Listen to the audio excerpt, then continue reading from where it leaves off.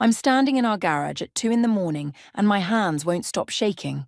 The flashlight beam cuts through the darkness, landing on something silver nestled between old blankets and rusty tools in Dad's car trunk. My breath catches in my throat because I know exactly what it is before I even reach for it. Violet's locket. The one she wore every single day since our 13th birthday. The one that was supposed to be at the bottom of Crescent Lake with her body that they never found. I pick it up with trembling fingers. It's cold and slightly damp, and there's something inside making it heavier than I remember. My heart hammers against my ribs as I pop it open. Instead of the tiny photos of us as kids, there's a folded piece of paper, yellowed and water-stained around the edges. I unfold it slowly, carefully, like it might disintegrate in my hands. The handwriting is shaky, desperate, written in what looks like eyeliner pencil. I angle the flashlight closer and read the first word. Help. My heart stops. Actually stops for a moment before lurching back to life, pounding so hard I can hear it in my ears. I need to go back. I need to explain how I got here, standing in this garage in the middle of the night, holding proof that everything we've been told is a lie. 6 months ago, my twin sister Violet drowned at Crescent Lake during our family camping trip. That's what everyone says. That's what the police report says. That's what Dad told the investigators when they dragged the lake for 3 weeks and found nothing. Violet went swimming alone at night. The water was cold and dark. She must have gotten disoriented, gotten caught in the weeds near the deep section. These things happen. Tragic accident. Case closed. We came home without her, without even a body to bury. Mum stopped getting out of bed. Dad stopped talking about her completely. He packed away all her things within a week and forbade anyone from mentioning her name. When I tried to talk about her at dinner one night, he slammed his fist on the table so hard the plates jumped and told me that dwelling on the dead wouldn't bring them back. I learned to grieve silently, alone in the room we used to share. I'd lie in my bed and stare at her empty bed across from mine, waiting for her to come home, waiting for this nightmare to end. 3 weeks ago, something changed. I woke up at midnight to use the bathroom and saw them for the first time.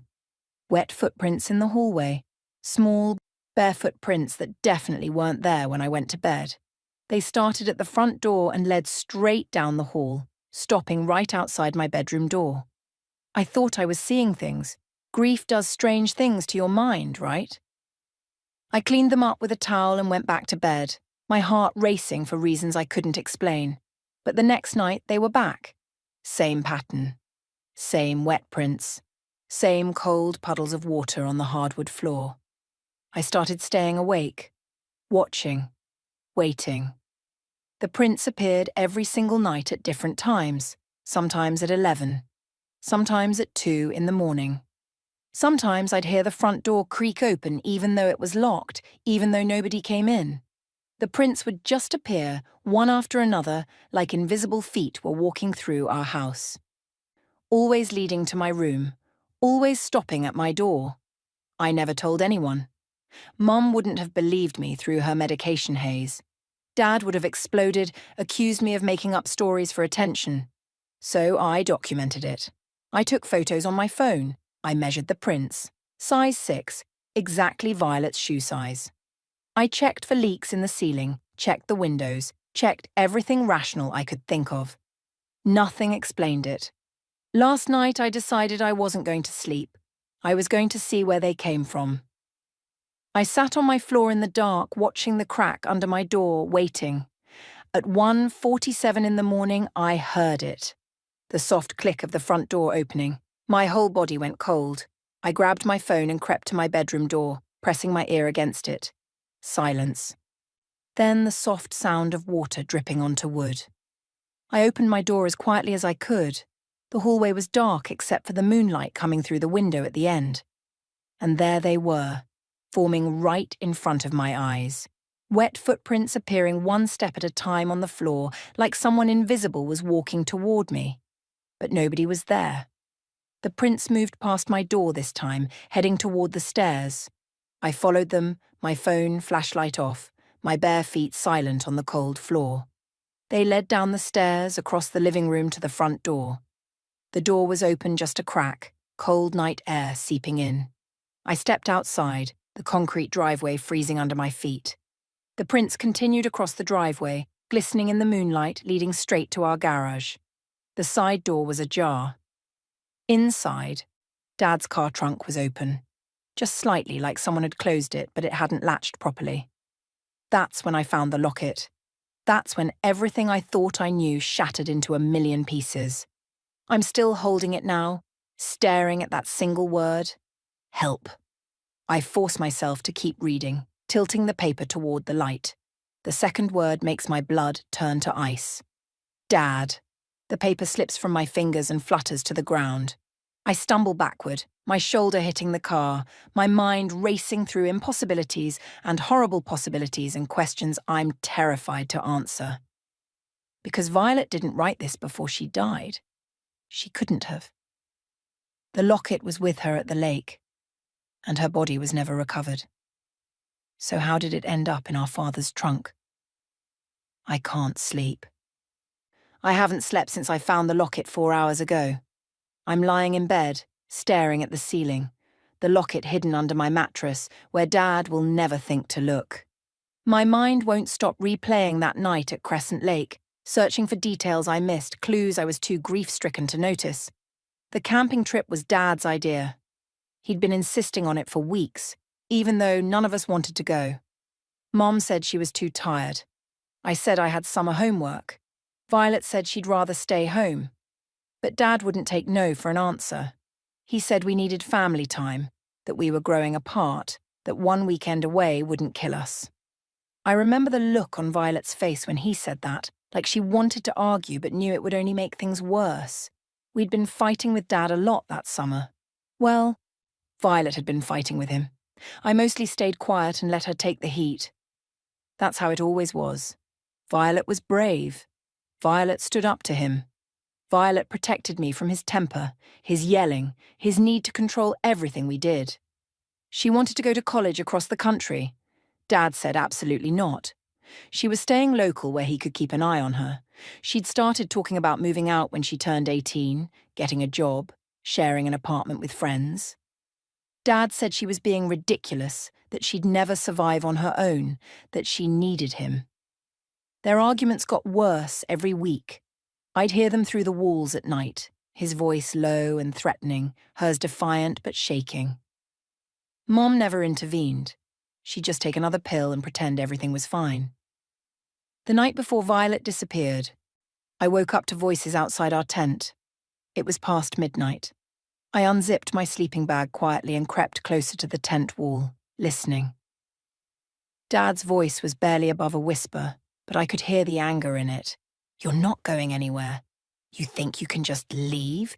You think I'll let you ruin this family? You'll do what I say, Violet. You'll stay here, and you'll stop with this rebellious nonsense. Violet's voice was steady, but I could hear the fear underneath. I'm 17. In 3 months I'll be 18, and you can't stop me. I found the photos, Dad. I know what you've been hiding. Photos? What photos? You don't know anything. Dad's voice went even quieter, deadly calm. And you're going to forget whatever you think you saw. Are we clear? Silence. Then, Violet, we'll see what Mom thinks when I tell her. I heard footsteps crunching away on gravel, Dad walking back to his tent. I stayed frozen, my heart pounding, wondering what Violet had found. What photos was she talking about? But I was too scared to ask her. Too scared Dad would hear us. I should have asked her. I should have made her tell me. Maybe if I had, she'd still be alive. The next day was normal. Awkward, tense, but normal. We hiked around the lake. We roasted hot dogs for dinner. Dad barely spoke to Violet. She barely looked at him. Mum noticed nothing, too busy organising the cooler and commenting on the beautiful sunset. Around 7 in the evening, Violet said she was going for a walk to clear her head. She grabbed her jacket and headed toward the trail that circled the lake. I watched her go, her ponytail swinging, her hands shoved in her pockets. That was the last time I saw my sister alive. Here's what I remember that I didn't think about until now. Dad didn't seem worried when Violet didn't come back after an hour. Mum started getting anxious around 8:30, asking if we should go look for her. Dad said to give her space, that she was just being dramatic, that she'd come back when she was ready. By 9:30, Mum was crying, begging Dad to go search for her. He finally stood up, slowly, like it was an inconvenience. But before he left, I saw him check his watch. Not in a worried way. In a calculating way. Like he was timing something. He came back 20 minutes later and said he couldn't find her. Said her footprints led toward the lake and then disappeared. That's when he called the police. That's when the search began. But here's what haunts me now in the darkness of my room. He sat by that campfire for over an hour before he started looking. He knew she was gone. He knew exactly where she'd gone. And he didn't panic. He didn't rush to find her. He just sat there staring into the flames, waiting. A creak in the hallway snaps me back to the present. My whole body goes rigid. I hold my breath and listen. Footsteps. Wet footsteps on the hardwood floor, slow and deliberate. They're coming down the hall toward my room. The sound of water dripping accompanies each step. Drip, step, drip, step. They stop outside my door. I'm staring at the door, my blankets pulled up to my chin, my phone clutched in my hand beneath the covers. The doorknob starts to turn, so slowly I can hear the mechanism clicking. The door creaks open. Inch by inch, nobody's there. Just darkness and the hallway light casting long shadows. But the wet footprints are there, glistening on my bedroom floor, leading from the hallway to the foot of my bed. The air in my room drops 20 degrees. I can see my breath now. The smell of lake water fills my nose, thick and rotten and unmistakable. I don't know what makes me do it. Maybe it's desperation, maybe it's grief. Maybe I've finally lost my mind, but I whisper into the darkness, my voice cracking. Violet, if that's you, if you're somehow here, please show me what happened. Show me the truth. The temperature drops even further. The wet prints on my floor start to move, pacing back and forth at the foot of my bed like someone anxious, like someone trying to communicate. Then they turn and walk toward my desk. A piece of paper flutters off the surface and lands on the floor. I force myself to get out of bed. My legs are shaking so badly I almost fall. I pick up the paper with trembling hands. It's from Violet's old notebook, one I'd saved from her things before Dad threw everything away. There are 2 words written on it in water, the letters already starting to fade. Trust nobody. I wait until Dad leaves for work at 7 in the morning. I haven't slept at all.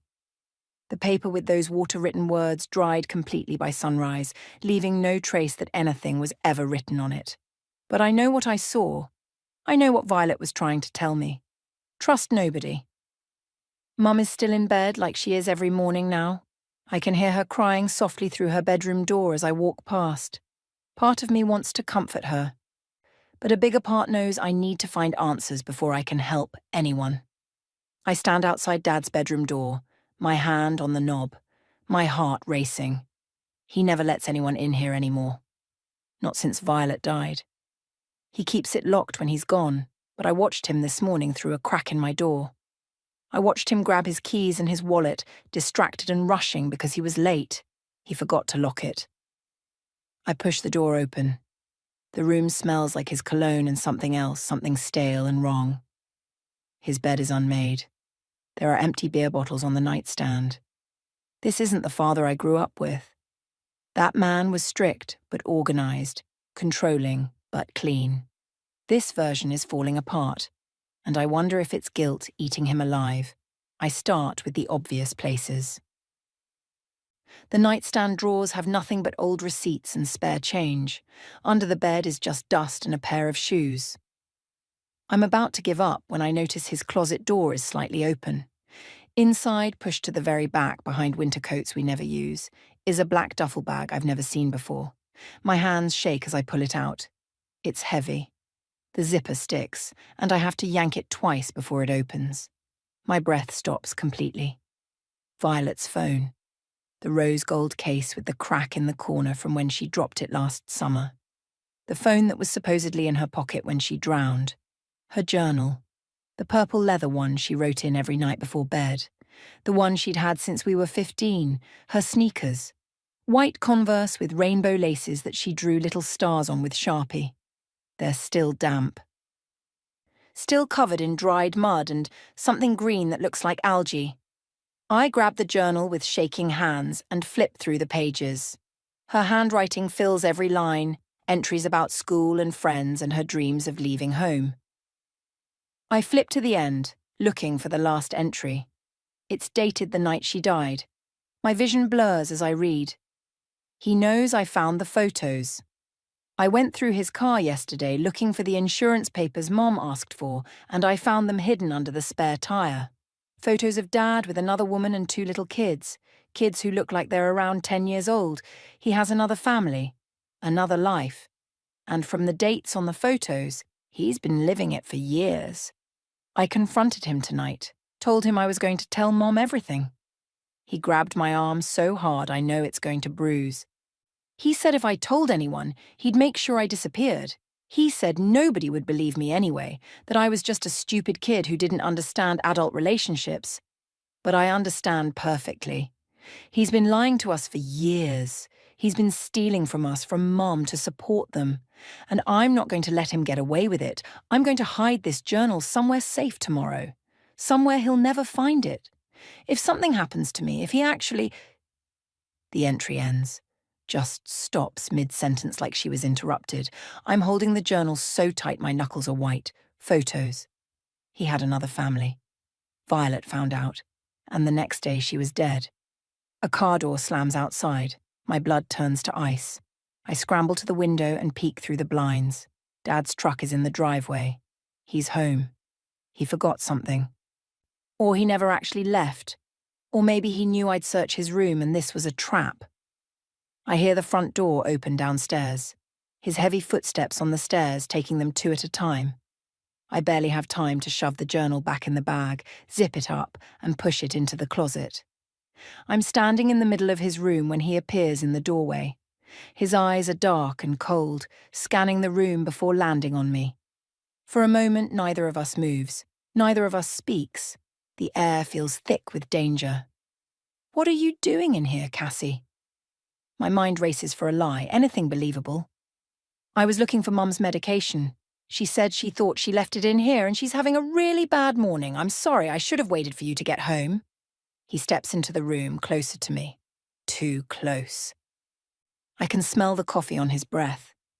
Her medication is in the bathroom where it always is. Try again. My heart is pounding so hard I'm sure he can hear it. I couldn't find it there. I thought maybe she moved it. I'm sorry. He stares at me for what feels like an eternity. Then his gaze shifts to the closet. The door is still slightly open. Exactly as open as I found it, but now I'm terrified he'll notice, that he'll know I was in there. You need to stop looking for things that aren't there, Cassie. His voice drops to barely above a whisper, and it's more terrifying than if he'd yelled. Violet's gone. Accept it. Move on. The more you dig into the past, the more you're going to hurt yourself and your mother. Do you understand me? I nod because I don't trust my voice. Good. Now get out. I walk past him on shaking legs. Forcing myself not to run, I make it to my room and close the door, pressing my back against it, trying to catch my breath. That night, the wet footprints come back. But this time they don't stop at my door. They lead past my room down the stairs. I follow them, my phone flashlight cutting through the darkness. They lead to the basement door. The door Dad always keeps locked, but tonight it's open, just a crack. The footprints go down the wooden stairs into the black basement below. I follow them, each step creaking under my weight. At the bottom, I sweep my flashlight around. In the corner, there's a folded tarp. Dark stains seep through the canvas. Next to it, a shovel with dried mud caked on the blade. Behind me, I hear a voice, a whisper that sounds exactly like Violet. He didn't let me leave. I run. I don't even think about it. I just run up those basement stairs so fast I almost trip, my phone clattering on the steps behind me. I grab it and keep going, my breath coming in panicked gasps, that whisper echoing in my head. He didn't let me leave. I lock myself in my bedroom and spend the next 3 hours sitting on my floor, trying to decide what to do. The sun is starting to rise. Birds are chirping outside like this is a normal morning. Like my world hasn't just collapsed completely. I can't do this alone anymore. I can't pretend I don't know what I know. I can't keep living in this house with a murderer. I make a decision. At 8 in the morning, I sneak out while Dad is in the shower and Mom is still asleep. I ride my bike to the police station. Violet's locket in my pocket along with photos I took of the journal entry on my phone last night. My hands won't stop shaking as I lock my bike outside. The officer at the front desk looks bored until I say I need to speak to Officer Bernard Cole about my sister's case. His expression changes. He makes a phone call and 5 minutes later, Officer Cole appears. He's older than I remember from the investigation, with grey hair and tired eyes that have seen too much. But those eyes sharpen when he sees me. "Cassie Harper," he says quietly. "Come with me." He leads me to a small interview room and closes the door. I sit across from him at a metal table and suddenly I can't find the words. How do I explain everything? How do I make him believe me? "Whatever you need to tell me," he says gently. "I'm listening." "I've been waiting 6 months for someone in your family to tell me the truth." That breaks something open inside me. "You knew?" "I suspected." He leans forward, his hands clasped on the table. "Your father's story never sat right with me. The timeline was off. His reactions were wrong, but I had no evidence, no witnesses, nothing to contradict his version of events. Until now, I'm guessing." I pull out the locket and place it on the table between us. His eyes widen. "Where did you find this?" "In my father's car trunk, 3 nights ago." My voice cracks. "It was supposed to be at the bottom of the lake with Violet." I tell him everything. The wet footprints, the journal entry, the photos of another family, the conversation I overheard the night before Violet died, the duffel bag in Dad's closet with Violet's things, the tarp and shovel in the basement. I show him the photos on my phone, my hands shaking so badly he has to hold the phone steady to see them. When I finish, Officer Cole is quiet for a long moment. Then he stands up. "Stay here. Don't leave this room." He's gone for 20 minutes. When he comes back, he has 2 other officers with him and a piece of paper. "We're going to your house right now," he says. "We have a warrant to search the property. I need you to come with us, but you'll stay in the patrol car. Can you do that?" I nod, unable to speak. The drive back to my house feels like it takes forever and no time at all. There are 3 police cars. Officer Cole tells me to wait while they approach the front door. I watch from the back seat, my heart in my throat, as they knock. Dad opens the door. He's holding a coffee mug. He looks confused at first, then his eyes find me in the police car. His expression goes completely blank. Empty, like a mask sliding over his face. Officer Cole says something I can't hear. Dad steps aside and lets them in. He doesn't argue, doesn't ask questions, just watches with those dead eyes as officers spread through our house. It takes them 40 minutes to find what they're looking for. I see them bringing bags of evidence out to their cars. The duffel bag, the tarp, the shovel, tools from the garage. They search Dad's truck thoroughly, and I see one officer stand up from examining the trunk and call the others over. Officer Cole comes out and speaks into his radio. 2 more cars arrive. One of them has equipment I recognize from crime shows. Evidence collection. A photographer. An officer brings Mom outside. She's crying. Confused, clutching her bathrobe around herself. They sit her in a separate car, and a female officer stays with her, talking quietly. Then Officer Cole walks up to Dad, who's standing on the front porch like a statue. I can't hear what he's saying, but I see him pull out handcuffs. I see Dad turn around and put his hands behind his back without being asked. As they lead him past the car I'm sitting in, he stops, turns his head and looks directly at me through the window. His face is still blank, but his voice carries clearly through the glass. "She was going to ruin everything. She found the photos.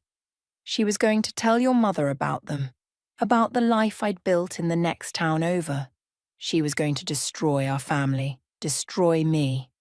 I couldn't let her do that. I gave her a choice at the lake that night. Stay quiet or face the consequences. She chose wrong. Officer Cole tries to move him along, but Dad keeps talking, his eyes locked on mine. I told her we were going to talk, took her out to the lake. She tried to run. I caught her, put her in the trunk until she calmed down. But she didn't calm down. She kept screaming, kept fighting. So I waited until she stopped. Then I weighted her down and put her where nobody would find her. My whole body has gone numb. I can't feel anything. Can't process what I'm hearing. It should have stayed buried, Dad says calmly, like he's discussing the weather. You should have let it stay buried, Cassie. They pull him away and put him in the car. I watch them drive off, the man who raised me, the man who killed my sister, sitting calmly in the back seat like he's going to work. Officer Cole opens my door. We need to drain a section of the lake. Based on what he just confessed, we know where to look. I'm sorry, Cassie. I'm so sorry you had to hear that. That night, I lie awake in a hotel room with Mom. The police said we couldn't stay at the house while they processed it as a crime scene. Mom hasn't stopped crying. The medication can't touch this pain. At 2 a.m, I feel it. The temperature drops. The smell of lake water fills the room. But this time, I'm not afraid. Wet footprints appear on the carpet, walking from the door to my bed. They stop beside me. I feel a cold hand touch my shoulder, gentle and familiar. Thank you, I whisper into the darkness. The footprints walk toward the window and fade away. The temperature returns to normal. The smell disappears. She's saying goodbye. The funeral is 11 days later. They found Violet's body exactly where Dad said it would be, weighted down with stones in a deep section of the lake, tangled in the reeds where the search teams never looked. The medical examiner said she'd been there the whole time. 6 months at the bottom of Crescent Lake. The service is small, just Mom and me, a few of Violet's friends from school, and Officer Cole, who stands in the back quietly. Mom can barely stand. I hold her arm as we watch them lower the white casket into the ground. It's a clear day, warm and sunny, the kind of day Violet would have loved. The kind of day that feels wrong for a funeral. The pastor says words about peace and rest and being with the angels now. I don't hear most of it. I'm staring at the casket, at the flowers covering it, thinking about how Violet should be starting her senior year next week. She should be applying to colleges. She should be alive. Mom breaks down completely when they start filling in the grave. Her sobs echo across the cemetery. I'm crying too, but quietly, tears streaming down my face as I watch the dirt cover my sister forever. After everyone leaves, I stay.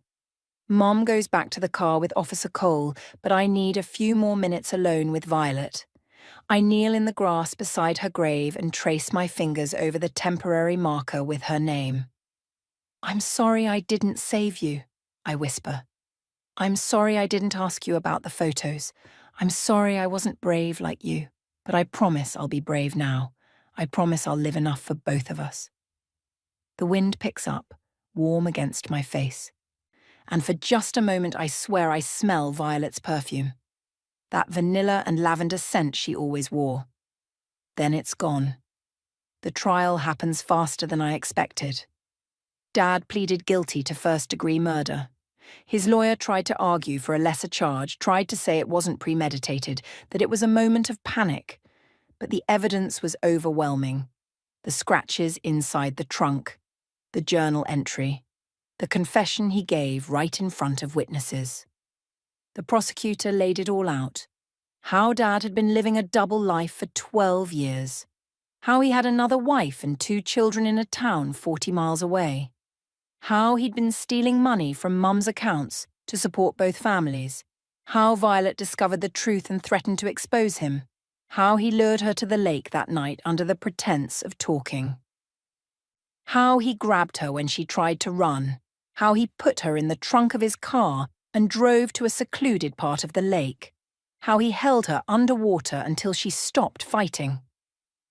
I testified, sat in that witness box and told the jury everything, about the arguments, about the conversation I overheard, about finding the locket and the journal. Mum couldn't testify. She was too broken, too medicated, barely functioning. Dad showed no emotion through the entire trial. He sat at the defense table in his orange jumpsuit, staring straight ahead, his face blank. He never looked at me. Never looked at Mom. When the judge sentenced him to life in prison without possibility of parole, he didn't react at all, just stood up when they told him to and let them lead him away. His other family never showed up. Apparently, when they found out what he'd done, they wanted nothing to do with him. The woman he'd been living with claimed she had no idea he had another wife and daughter. Maybe that was true. Maybe she was just another one of his victims. Mum and I move out of the house a month after the trial ends. Neither of us can stand to be there anymore. Every room holds memories that hurt too much now. We rent a small apartment across town, and Mum starts seeing a therapist twice a week. She's slowly getting better, slowly learning to function again. But there's a hollowness in her eyes that I don't think will ever fully go away. I go back to school for my senior year. It's hard, everyone knows what happened. Some people stare, some people whisper, some avoid me completely like tragedy is contagious. But Violet's friends rally around me, include me in their group, make sure I'm not alone. I join the track team like Violet always wanted me to. I apply to colleges across the country like she planned to do. I'm living the life she was supposed to have. And it hurts, but it also feels right. Like I'm carrying her with me. 3 months after the funeral, I'm lying in my new bedroom, unable to sleep.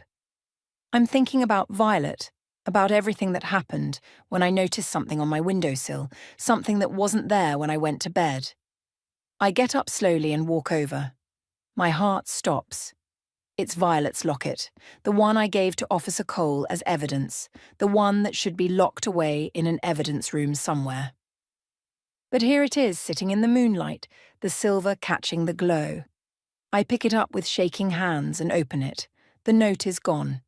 Instead, there are 2 photos inside like there used to be. Pictures of me and Violet when we were 13, grinning at the camera, our arms around each other. I don't remember putting these back. I don't remember having this locket at all, but somehow I know it's real. Somehow I know this is Violet's way of telling me she's okay, that she's finally at peace, that I can stop carrying the guilt and just live. I clasp the locket around my neck. It feels warm against my skin, comforting. That night I sleep better than I have in months. No nightmares, no wet footprints, just peaceful darkness and dreams of better days. In the morning, I wake to sunlight streaming through my window. I touch the locket at my throat and smile, really smile, for the first time since that terrible night at Crescent Lake. I get dressed and make breakfast. Mum is already awake, sitting at our small kitchen table with coffee and her therapy workbook. She looks up when I come in and gives me a small, sad smile. "You're wearing her locket," she says softly. "Yeah," I say, touching it gently. I think she'd want me to.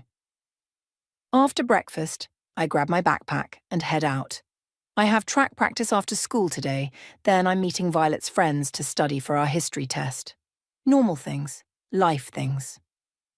As I walk to the bus stop, I pull out my phone and look at my college applications. 5 schools, all of them far from here.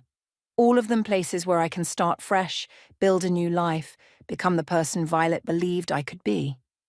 I think about her every day. The pain hasn't gone away. Maybe it never will. But I'm learning to carry it differently now. Not as a weight that drags me down, but as a reminder of how much she loved me, how much she sacrificed to protect me. At the cemetery later that week, I stand at Violet's grave with fresh flowers. The headstone is finished now, beautiful white marble with her name and dates and a quote she always loved. She believed she could, so she did. I kneel down and place the flowers carefully. "I got into Columbia," I tell her. "Full scholarship. I'm going to study law. I'm going to help people like us, People who need someone to fight for them. The wind picks up again, that same warm breeze, and I close my eyes. For just a moment, I feel like she's here with me, like she's proud of me, like everything is going to be okay. I'm living for both of us, I whisper, just like I promised. I stand up, touch the locket one more time, and walk away, not running from the past, but walking toward the future. The future Violet never got to have, but the one I'll live fully in her honor. Behind me, if I'd turned around, I might have seen them. Wet footprints appearing on the grass beside her grave for just a moment, then fading away into nothing. One last goodbye. One last promise kept. But I don't turn around. I keep walking forward. Because that's what Violet would want. That's what she died trying to protect. My chance to live freely, to chase my dreams, to be brave. And I will be. For her, for me, for both of us.